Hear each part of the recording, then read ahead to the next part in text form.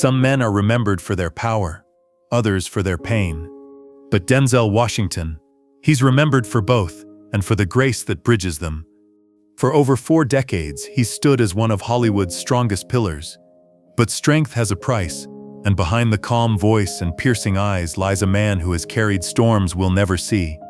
From a broken home to the brightest lights on earth, Denzel learned early that faith isn't just something you preach, it's something you practice when nobody claps for you. And now, at 70, as the lights dim and the applause fades into memory, we look at the man behind the myth, the boy who was sent away, the son who forgave in silence, the father who learned how to love loudly, and the legend who finally found peace in the quiet. If his story has ever lifted you, take a second to like this video, not as applause but as a quiet salute to a man who turned pain into purpose. Now, let's begin. Mount Vernon, New York.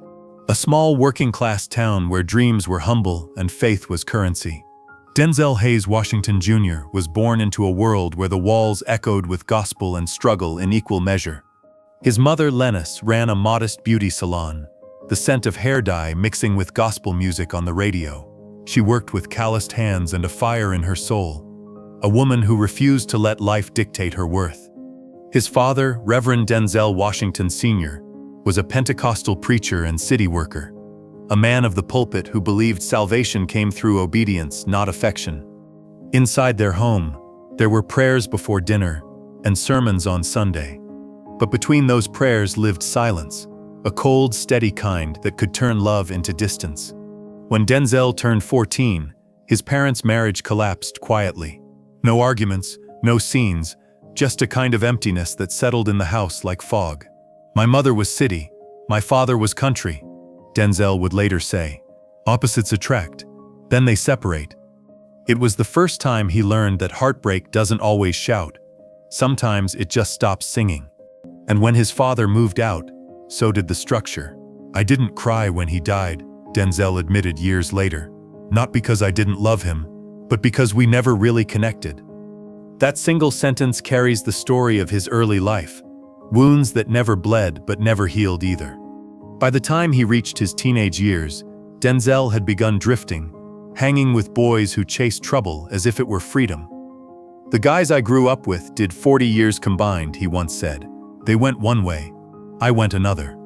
The difference was a mother's courage. Lennis saw the darkness coming for her son and made the hardest choice a parent can. She sent him away to Oakland Military Academy, a strict, cold, regimented world of early mornings, barked orders, and beds made so tight you could bounce a coin off them. At 14, it felt like exile. He didn't understand that this was love, not gentle, not soft, but fierce and saving. He remembered the smell of starch on his uniform that first morning. His mother's eyes were wet but steady. "I think my mother saved my life," he would later say. In that place, amid drills and discipline, something inside him changed. He learned the art of endurance, the power of silence, the value of self-control. "Discipline became my first language," Denzel said. "The one my mother taught me without words." That language would become the backbone of his life. In every rejection, every success, every performance that demanded more than emotion, it demanded endurance. When he returned home, he wasn't the same boy. The noise of the streets no longer called his name. He had found something quieter, something called direction. The years that followed tested that discipline. College life wasn't glamorous. It was hunger and hustle. He studied at Fordham University, a bright light surrounded by struggle. He slept in tiny dorm rooms that smelled of radiator steam and cold dust. He worked every odd job imaginable: janitor, cafeteria server, paperboy, truck loader. His hands were always rough. His pockets were always empty. Some nights he walked through the freezing Bronx streets, whispering lines from plays he'd never performed, his breath visible in the dark. "The city didn't see me," he said. "Not yet." Then came the moment that changed everything. Summer 1975. He took a job at a YMCA camp, teaching kids to swim. One night they held a talent show, and someone asked him to fill in for a performer who didn't show up. He didn't want to do it, but he did. The kids laughed. The counselors clapped. A woman in the crowd leaned forward and said, You were born to act. He didn't hear applause. He heard a calling. He went back to Fordham, switched his major to drama, and suddenly, the hunger made sense. A scholarship took him west to the American Conservatory Theater in San Francisco, but the struggle followed. He lived in a small room that smelled of damp wood and ocean wind. His meals were often one slice of bread and tap water. But he kept rehearsing, whispering lines under a flickering light bulb. "The Pacific wind bit through my jacket," he said later, "but the stage lights kept me warm." When he finally returned to New York, he was broke but burning with purpose. He auditioned for anything, slept on friends' couches, prayed more than he ate, until one role finally called his name, Wilma, 1977. It paid almost nothing, but it paid his faith. Hollywood doesn't hand out crowns, it offers temptations. Early in his career, Denzel was offered a role that could have made him a star overnight, but it was wrong. Racist, a caricature dressed up as opportunity. He went to Sidney Poitier, a man whose dignity had opened doors for a generation. Sidney said, "The first few films you choose will define you." Denzel put the script down and walked away. That decision closed some doors, but the right ones stayed open. Then came Cry Freedom, his first Oscar nomination. Then Glory, his first win.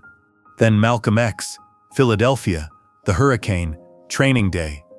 Each film wasn't just a performance, it was a prayer. He didn't act suffering, he remembered it.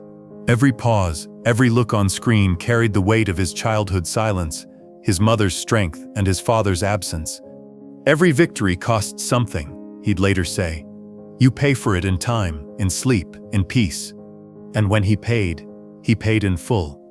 Before the limelight, there was Pauletta Pearson. They met on the set of Wilma. He was nervous. She was calm. On their first date, she reached for the check. She paid. He laughed. And that's how I knew she was the one. They married in 1983. No photographers, no fanfare. Just two young dreamers holding hands in a chapel, promising forever. Their first apartment was small. The wallpaper peeled, but every night she played hymns on a second-hand piano while he studied scripts beside her. Then came fame, fast, heavy, relentless. Cry Freedom, Glory, Malcolm X. The applause of strangers began to drown out the laughter of his children. Pauletta became the steady rhythm holding it all together. Mother, teacher, protector, the quiet miracle in the noise. My wife did the heavy lifting, Denzel said. I worked, but she raised the kids. In 1995, they renewed their vows in South Africa. The sun rose over them like a promise. He looked at her and realized true love doesn't demand perfection. It asks for presence. When he came home late after long shoots, she didn't scold him. She just said, "Then come sit." Those 3 words saved him more times than the world will ever know. Today, over 40 years later, their love hums low and steady, like jazz under the noise of life. Every morning begins with prayer. Every evening ends with laughter and coffee, made 2 sugars, 1 prayer. That's their secret. That's their rhythm. Grief changes how a man breathes. In 1991, while filming Malcolm X, Denzel's father passed away. There were no final words, no closure, just a quiet that hit harder than any argument. He didn't cry. He couldn't. I didn't love him less, he said. We just never truly connected. It was through his roles, through Malcolm's rage, Reuben Carter's resilience, and Joe Miller's compassion, that he began to grieve the father he never really had. Then came another heartbreak, Whitney Houston. On the set of The Preacher's Wife, they shared more than scenes, they shared faith. She'd sing gospel hymns between takes, he'd smile, calling her the choir all by herself. When she passed in 2012, Denzel sat in the back pew of her funeral, silent. After everyone left, he stayed behind. She gave everything, he whispered, and it cost her everything. Then, years later, the loss repeated itself, in a younger form. Chadwick Boseman, the student he unknowingly helped, the man whose dream he funded without fanfare. Denzel never told anyone he'd paid Chadwick's tuition at Oxford. When Chadwick later said, "There is no Black Panther without Denzel Washington," the world cheered, But Denzel just bowed his head. Then, in 2020, the news came. Chadwick was gone. Cancer. 43. He had carried the pain alone, told no one. Showed up every day like nothing was wrong. He gave everything, Denzel said softly. He was grace. He sat alone that night, watching Black Panther, whispering, "Love never dies, it only changes form." When his mother Lennis passed away, the world barely noticed. But for Denzel, it was like the sun going out. She had been his compass, the woman who saved him, who believed when he didn't. Every morning, he still brewed 2 cups of coffee, one for him, one for her. She went home, he said softly. Not she died, because to him she hadn't. He still woke before dawn like she taught him. Still opened his Bible to the Psalms she loved. Still whispered, "You were right, Ma. God did have me." Every prayer, every act of kindness, every quiet donation, they were all her legacy living through him. The tragedy wasn't that she was gone. It was that he could never again say thank you and hear her answer back. For decades, Denzel outran time. Then in 2013, it caught up. A routine heart procedure forced him to lie still, something he hadn't done in years. Under fluorescent lights, surrounded by machines that beeped like tiny prayers, he felt vulnerable for the first time in decades. He listened to his heartbeat, steady, fragile, miraculous. "Mon used to tell me," he said, "take care of your heart. It's where God speaks." I guess I finally listened. Recovery was slow but sacred. Every sunrise felt like a gift.